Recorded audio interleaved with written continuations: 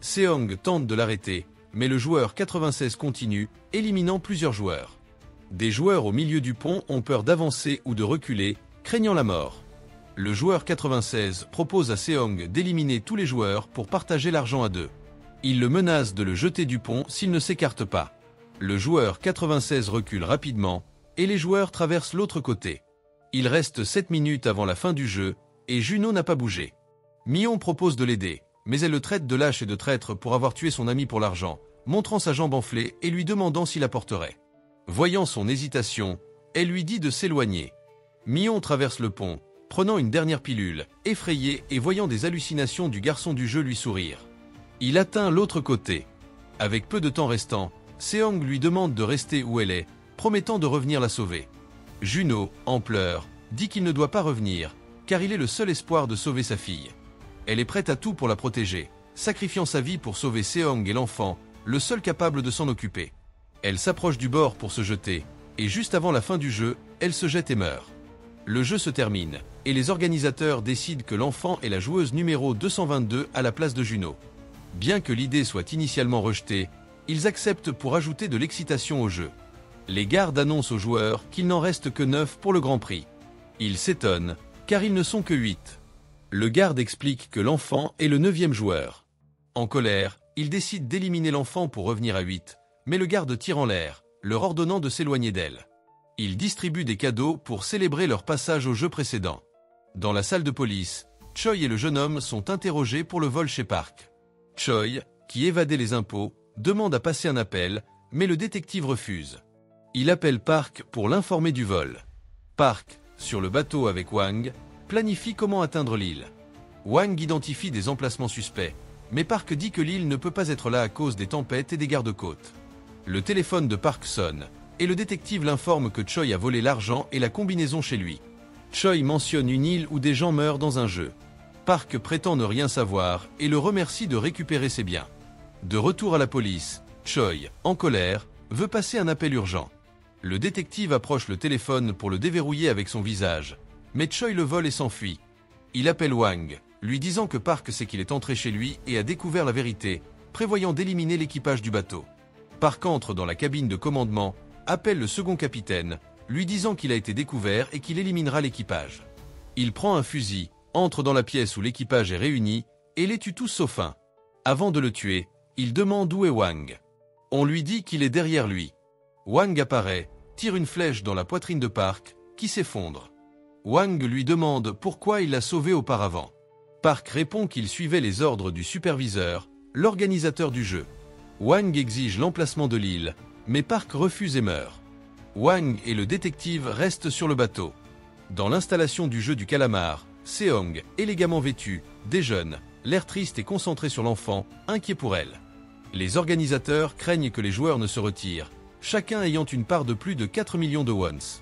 Le superviseur les rassure, disant que leur avidité les poussera à continuer. Les gardes entrent, offrant beaucoup de nourriture aux 9 joueurs, y compris un biberon pour l'enfant. Seong s'assure qu'elle va bien et commence à manger. Les gardes annoncent que le dernier jeu sera unique. Les joueurs décideront eux-mêmes qui perd, qui meurt et qui survit pour l'argent. Au moins 3 joueurs doivent perdre, mais ils peuvent en choisir plus. Les joueurs acceptent le jeu. Lors du vote, Seong et Minso refusent de continuer, mais 5 joueurs votent pour poursuivre, gagnant à la majorité. Le garde annonce que le nouveau jeu aura lieu le lendemain. Les organisateurs, ravis, confirment que le superviseur avait raison. Les joueurs continuent par avidité. Le porteur du masque de renard demande si c'est le vrai jeu. Le superviseur dit de ne pas anticiper les événements, gardant le vrai jeu secret jusqu'au lendemain pour maintenir leur curiosité et maximiser leur plaisir. Sur le bateau, Wang soigne son ami et lui demande de l'aider à atteindre l'île, révélant que son frère est sur l'île avec les joueurs, sans savoir qu'il est le joueur numéro 1. Son ami accepte de l'aider, mais ils ne connaissent pas l'emplacement de l'île. Wang se souvient que Park a pointé une zone sur la carte, disant que l'île ne pouvait pas s'y trouver, soupçonnant un mensonge. De retour au jeu du calamar, la joueuse numéro 11 s'échappe avec le joueur 246. Le garde numéro 4 lui ordonne de revenir via la radio avant qu'il ne soit trop tard. Elle refuse, le mettant en garde de ne pas la poursuivre. Il sait où ils vont, montrant une photo de la fille du joueur 246, menaçant de la tuer si elle ne revient pas. Elle change de cap pour revenir. Dans le jeu, les joueurs choisissent qui perdra. Seong est le premier choix, car il le déteste et veulent s'en débarrasser, suivi de l'enfant et Minso, laissant 6 joueurs pour partager l'argent, chacun recevant 7 millions de wons. La joueuse 11 revient sur l'île, demandant au joueur 246 de s'échapper seul et d'alerter la police, car sa fille est en danger. Il part en bateau, mais un traceur révèle leur position. Le garde numéro 4 ordonne d'éliminer la joueuse 11 et le joueur 246. La joueuse 11 se dirige vers une grille de ventilation pour réintégrer l'installation. Seong rencontre le superviseur, choqué, et s'énerve en le voyant enlever son masque. On apprend que c'est le joueur numéro 1 du deuxième opus. Il propose à Seong de l'aider à survivre avec l'enfant, lui donnant un poignard pour tuer les autres joueurs. Seong refuse, voulant tuer le numéro 1, mais n'y gagnerait rien. Il prend le poignard et retourne dans la salle des joueurs, s'approchant du premier joueur pour le tuer. Le superviseur se souvient d'avoir reçu le même poignard pour éliminer les autres joueurs et gagner facilement. Il observe Seong, attendant qu'il fasse de même. Seong s'approche du premier joueur, mais se souvient de la joueuse 168 pleurant, lui demandant de ne tuer personne, car il est bon. Se sentant coupable, Seong recule. Le lendemain, la joueuse 11 entre par la grille de ventilation, atteint le bureau du garde numéro 4, mais sent un mouvement à la porte et se cache. Wang, en mer, reçoit un appel du superviseur via la radio du bateau, lui ordonnant de s'éloigner de l'île et de cesser son enquête, sous peine de mort. Wang refuse, disant qu'il ne reculera pas et qu'il devra le tuer en personne. La joueuse 11 menace le garde numéro 4 avec son arme, l'obligeant à effacer le dossier du joueur 246 du système pour le sauver, lui et sa fille. Le garde numéro 4 la trahit, décidant de se venger. Elle menace de le tuer, car la copie sur l'appareil est la dernière. Il révèle une copie papier dans le bureau du superviseur, accessible uniquement par lui. Elle le force à avancer, ils prennent l'ascenseur et ils l'attaquent. Ils se battent jusqu'à ce qu'ils atteignent le bureau. La porte de l'ascenseur se ferme sur l'arme. Ils se battent, et le garde numéro 4 la blesse au ventre. Il apprend que le nouveau jeu commence, allume l'écran pour regarder, tandis que la joueuse 11 rampe jusqu'à l'ascenseur, récupère l'arme et le tue. De retour au jeu du calamar, les joueurs se préparent pour le nouveau jeu. Ils prennent l'ascenseur jusqu'au dernier étage de l'installation pour le jeu du calamar céleste, composé de 3 tours aux formes géométriques, cercle, triangle, carré. Chaque tour doit perdre au moins un joueur, choisi par eux. Ils s'inquiètent, ne voulant pas mourir, et envisagent de tuer l'enfant et Seong. En regardant depuis le bord du tour, Seong voit une vision de son ami Thanos, mort, lui demandant de le sauver. La vision se transforme en Namjo, qui attrape la jambe de Minso, qui le frappe pour s'éloigner.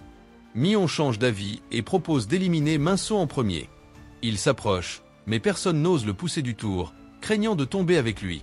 Mion prend un poteau en fer au centre du tour, pousse Minso, qui imagine sa petite amie Smile morte, et tombe. La première manche se termine. Il passe à la tour du triangle via un petit pont, avec 15 minutes pour choisir qui mourra. Les organisateurs observent depuis une fenêtre vitrée, voyant les joueurs vouloir éliminer l'enfant. Le joueur numéro 353 prend le poteau, menaçant Seong de jeter l'enfant, sinon il le tuera. Seong s'énerve, disant qu'après l'enfant, ils s'entretueront jusqu'à ce qu'un seul gagne. Effrayé, le joueur 353 rend le poteau. Des gardes poursuivent le joueur 246 en bateau, tirant sur lui sans l'atteindre. Il s'arrête, et 2 gardes lui disent qu'il a perdu et doit mourir. Le bateau de Wang arrive, tue les gardes, et sauve le joueur 246. La joueuse 11, dans le bureau du superviseur, tente de détruire le dossier du joueur 246 pour le faire disparaître du système. Les joueurs décident d'éliminer Seong, le trompant en disant qu'ils tireront au sort. Seong demande à organiser le tirage, découvrant qu'ils ont fabriqué une corde avec leurs vêtements. Il coupe la corde avec son poignard, menaçant le joueur 336 de le jeter du tour. Ce dernier le supplie de lui pardonner, disant qu'on l'a forcé. Mion se faufile derrière Seong, crie, et le joueur 336 tombe, intentionnellement, car l'enfant est sa fille. Il voulait commencer une nouvelle vie avec elle et Juno, mais après la dispute de Juno, il a décidé de protéger sa fille jusqu'au bout. Seong, croyant Mion pour avoir aidé Juno dans le jeu de la corde, s'adresse aux joueurs, décidés à les combattre. Il le supplie de trouver une solution et propose un tirage au sort. Seong refuse, et ils battent le joueur 39, le plus faible. Le joueur 100 explique à Seong qu'il ne reste qu'une étape, et l'objectif est d'éliminer une personne, proposant le joueur 39 comme bouc émissaire. Seong refuse, insistant sur un tirage au sort, où le perdant mourra. Les joueurs, effrayés, refusent. Le joueur 203 attaque Seong, ils se battent, et Seong le poignarde, l'éliminant. Mion se bat avec le joueur 353, le bête facilement et le jette du tour. Il voit le joueur sans célébrer, et Mion le regarde avec mépris, le traitant de traître. Seong pousse le joueur 100, qui tombe du tour. Le joueur 39, terrifié à l'idée d'être exploité comme le plus faible, se jette du tour. Seong, Mion et l'enfant restent, se regardant, choqués et indécis. Wang parle au joueur 246, qui pense qu'il est un garde, et lui raconte tout. Un scan révèle qu'il est le joueur 246. Il indique l'emplacement de l'île, et Wang y va seul pour arrêter les organisateurs, laissant son ami et le joueur 246 sur le bateau pour alerter les gardes-côtes. La joueuse 11, blessée et saignant, brûle les dossiers des joueurs. Elle lit le sien, découvrant qu'elle s'appelle Niol. Elle voit une photo de sa fille morte jeune, pleure, et souhaite la revoir. Dans le jeu, Mion décide de sacrifier Seong, le dernier survivant. Il traverse le premier pont, tenant le poteau en fer, demandant à Seong de lui donner l'enfant pour rester sur le deuxième tour. Si le temps s'écoule, Seong mourra, et l'enfant vivra avec son père. Seong s'inquiète, pensant que Mion sacrifiera l'enfant lors de la dernière manche, et refuse de la lui donner, lui demandant de traverser rapidement, car le temps presse. Mion refuse, et Seong laisse l'enfant sur le pont, retourne autour du triangle, prend le poignard, et saute sur le tour du cercle à la dernière seconde. Seong et Mion se battent, le poteau tombe, Mion prend l'enfant, se tient au bord du tour, et menace de la jeter si Seong s'approche. Seong jette son poignard, demandant de libérer l'enfant. Mion la relâche, prend le poignard, et attaque Seong, le poignardant à l'épaule. Seong retire le poignard, se bat avec Mion, et il tombe sur le tour. Seong s'accroche à une tige métallique, Mion s'accroche à sa veste pour ne pas tomber. Seong tente de le sauver, mais Mion tombe et meurt. Les organisateurs applaudissent Seong, le premier à gagner le jeu du calamar 2 fois. Seong réalise qu'il n'a pas appuyé sur le bouton de démarrage. Il l'active, mais l'un de lui ou de l'enfant doit mourir pour que le jeu se termine. Il décide de sacrifier l'enfant pour lui épargner une vie misérable, s'adresse aux caméras, disant que les joueurs ne sont pas des pions et que leur mort ne devrait pas divertir les riches. Désespéré, il décide de laisser l'enfant sur le tour, jette un dernier regard, et se jette du tour, mourant pour sauver l'enfant. Il réussit sa mission, et l'enfant gagne tout l'argent, étant la seule survivante. La joueuse 11 détruit tous les dossiers, envisage de se suicider dans le feu, mais change d'avis, enfile une combinaison de garde, et s'échappe avec eux. Wang arrive sur l'île pour arrêter le jeu, mais le superviseur, sachant qu'il approche, ordonne aux gardes d'exécuter le plan d'évacuation et active l'autodestruction de l'île, qui explosera dans 30 minutes. Wang entre dans l'installation, voit le superviseur retirer son masque, et dit adieu au corps de Seong. Il monte au sommet du tour, prend l'enfant avant l'explosion, et Wang tire dans sa direction, découvrant que le superviseur est son frère. Choqué, il lui demande pourquoi il a fait cela, mais son frère l'ignore, prend l'enfant, et s'échappe sur un grand bateau avec les gardes et l'organisateur. Wang s'échappe de l'installation à la dernière seconde, plonge dans l'eau, et une personne inconnue entre dans une pièce sombre avec un pistolet, trouvant une grosse somme d'argent. 6 mois plus tard, Niol rend visite au joueur 246, devenu artiste de rue en Corée. Il ne la reconnaît pas. Elle dit qu'elle travaillait dans le quartier, connaît tout de lui et de sa fille, et est venue pour qu'il la dessine et s'assurer qu'ils vont bien. Elle part avant que le dessin ne soit terminé. Dans sa voiture, elle reçoit un appel d'une personne chargée de retrouver sa fille, qui n'est pas morte mais portée disparue. On lui dit qu'elle a été vue en Chine. Niol décide de voyager le jour même. À l'aéroport, la personne l'aperçoit mais se cache, disant qu'il voulait la rencontrer mais est occupé. Wang va en prison pour la libération de Choi.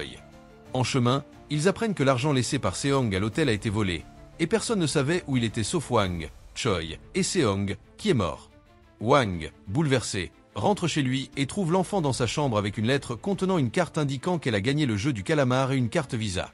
Wang vérifie la carte, pensant que le mot de passe est le numéro de Juno dans le jeu, et découvre plus de 45 milliards de wons. Heureux, il prévoit d'élever l'enfant et de reconstruire l'hôtel avec Choi et Kim. À Los Angeles, En haut frappe à une porte. Une belle jeune fille, Jaeyoung, la fille de Seong, ouvre, le détestant pour son absence. Il lui donne une boîte du jeu du calamar, pensant que c'est un cadeau de son père. En colère, elle dit ne rien vouloir de lui. Il explique que la boîte contient les affaires de son père. Choqué, Jaeyoung prend la boîte, trouve la combinaison de Seong avec une lettre noire contenant une carte Visa. Elle court après En haut, mais il est parti. Dans sa voiture, il baisse la vitre et voit une belle fille en combinaison jouer à un jeu avec un sans-abri. Si elle gagne, il rejoindra la nouvelle version du jeu du calamar. On apprend qu'elle est la remplaçante du recruteur du premier opus. Ainsi se termine la troisième et dernière saison de la série Squid Game.